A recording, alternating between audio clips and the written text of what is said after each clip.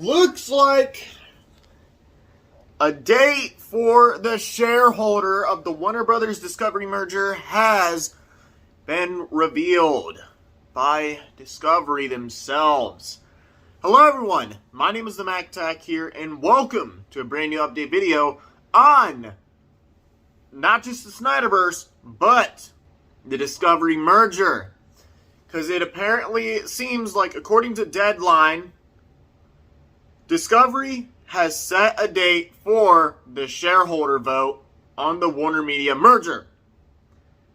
March 11th. So, of course, this has some of the Snyderverse, Restore the Snyderverse community going like, this could be the day that we could go ahead and start demanding and politely asking for the Snyderverse in the Ayer cut, which, in all accounts, I don't think we have to necessarily release the Ayer cut next to it, because, again, Restore the Snyderverse is about having everything from the Snyderverse be released in one universe being restored. And David Ayer's Suicide Squad, the Ayer cut, is one of those things in the Snyderverse. So technically, we're already asking for the Ayer cut while asking for the Snyderverse. So, let's go ahead and read the article, shall we? Discovery has set March 11th as the date of a special shareholder meeting to hold a vote on the company's proposed merger with AT&T's Warner Media. It will be held online webcast, not in person, for the health and well-being of our stockholders, employees, and directors. The company said in SEC filing Thursday, there's not much doubt about the deal being approved, as Discovery's biggest shareholders, John Malone and Advance Newhouse, have both given their blessing. The $43 billion combination was announced in May, and things have started to speed up. It got a green light from the U.S. Department of Justice earlier this week, which was key.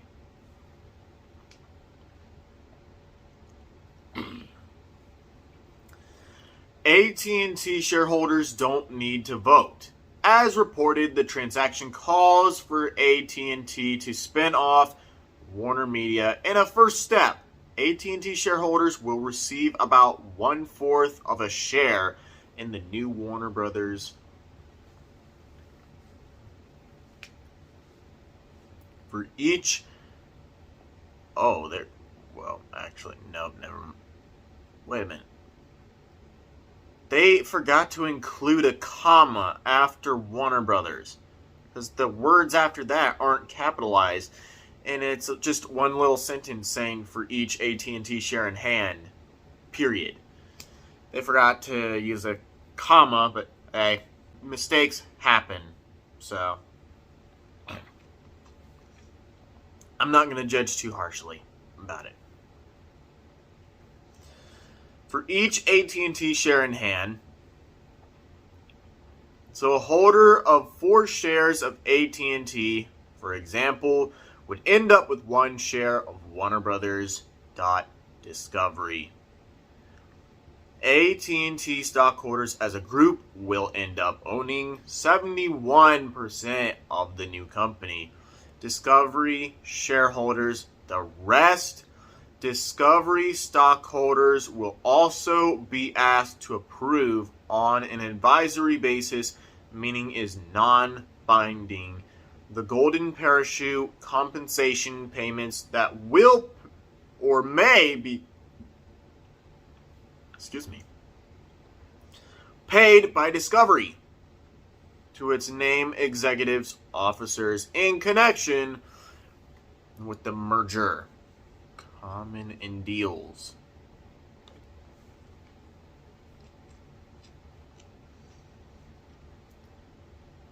Discovery CEO David Zaslav will run the new company And Discovery CFO Gunnar Woodenfols, his CFO, will retain the position. That's about all that's known officially of the org chart, except that Jeff Zucker will not have a role. He resigned as head of CNN last week for not disclosing a relationship with a fellow employee. All right.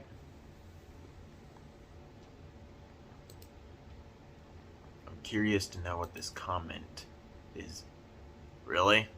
Okay, so nobody commented on it. Then why does it say one comment on that? It makes no sense, but oh well. There you have it. March 11th, the shareholder for the Discovery merger officially happens.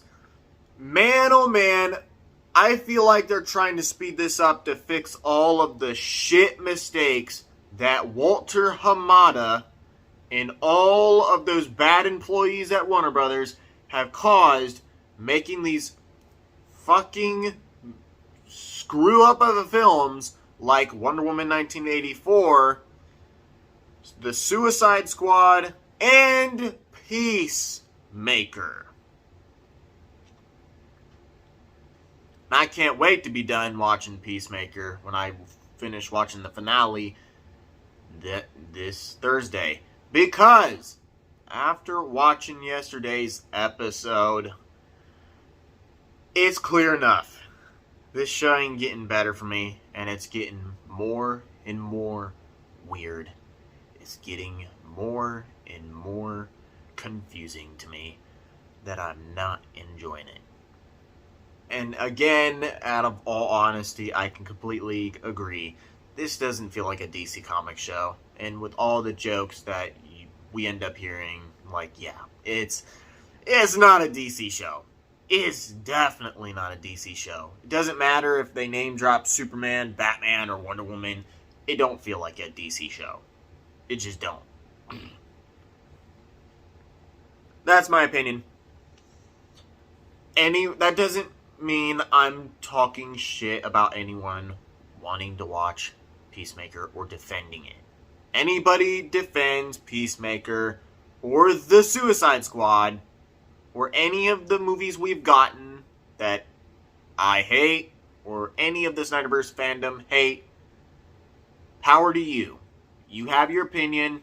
Just don't be toxic about my opinions or any of the Snyderverse fans' opinions.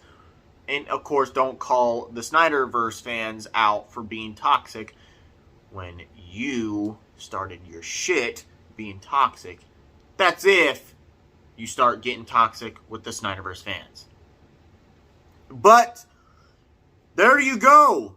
It might seem like now, do I think on March 11th, Walter Hamada and Jeff Johns, or the one other person, Ann Cernoff, those three who are very, very much responsible for all the shitty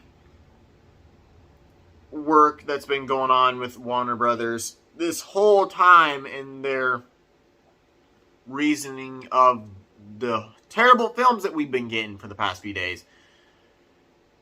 It's all because of those three. Ann Cernoff, Walter Hamada, and Jeff Johns. Why Jeff Johns? Because Jeff Johns made it clear he wanted Batman, he wanted Ben Affleck's Batman to be a different movie. He wanted the Ben Affleck's directed Batman movie that was going to be directed by Matt Reeves to be way more different, and he wanted to change up the things to happen in Ben Affleck's script. So, of course, he was a shit person to Ben Affleck.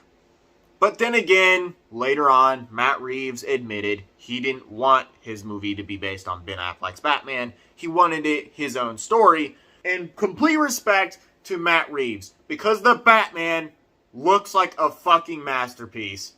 Even though I'm still not big into the idea of Edward from Twilight playing as Bruce Wayne, Batman, this movie still looks badass nonetheless.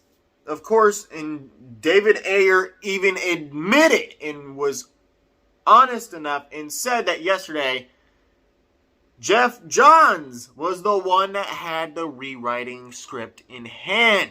So it was his idea for the Ayer cut to not exist. Well, I'm not meaning to say that it doesn't exist. I know the Ayer cut exists, but what I'm trying to mean is that Jeff Johns didn't want the Ayer cut to actually release in theaters. Instead, he wanted the music video version of the movie that we got to release in theaters instead. Which, don't get me wrong, I'm not gonna talk too much shit about the Suicide Squad we got. At least, it wasn't as bad as Justice League. It wasn't as bad as Justice League, that's one thing. But still, it's got its problems, especially after reading almost so much of the script from the Ayer cut supporting this trend. And man, of course, I am down for release the Ayer cut. And of course, I'm down with Restore the Snyderverse. Do I think those people who are responsible for the shitty management that they've done with Warner Brothers, do I think they'll be fired March 11th? It could be thought about, but I don't think they'll get fired right away. I think it would take some days, a few days after that shareholder. But it's official. March 11th, the shareholder for the Discovery merger begins. So I'll let you guys know if there's a Restore the Snyderverse trend. I'll let you guys know. But in the meantime, all I've seen so far in the Restore the Snyderverse trend, there are consideration of plans to restore the Snyderverse being a trend on that day. Thank you guys so much for watching. And what do you guys think about March 11th being the Discovery merger? The shareholder event, at least. Thank you guys so much for watching. And as always, I'll see you guys in my next video. The MacTac, signing out.